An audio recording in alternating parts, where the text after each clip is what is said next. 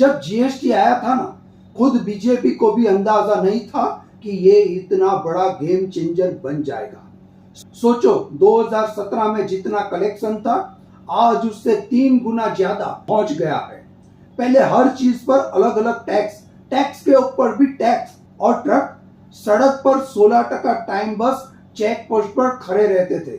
लेकिन one nation one tax ने पूरा खेल ही बदल दिया। अब ना अलग अलग स्टेट को टैक्स, ना वही पुराना करप्शन का गंदा खेल।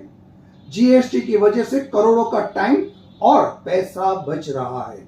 वर्ल्ड बैंक तक मान चुका है कि इंडिया में बिजनेस करना अब पहले से कहीं आसान हो गया है। जी हाँ, नुकसान भी है, लेकिन फायदे कहीं ज्यादा है।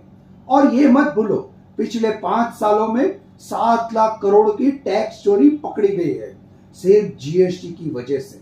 तो साफ है, जीएसटी ने इंडिया की इकोनॉमी की नसें खोल दी है।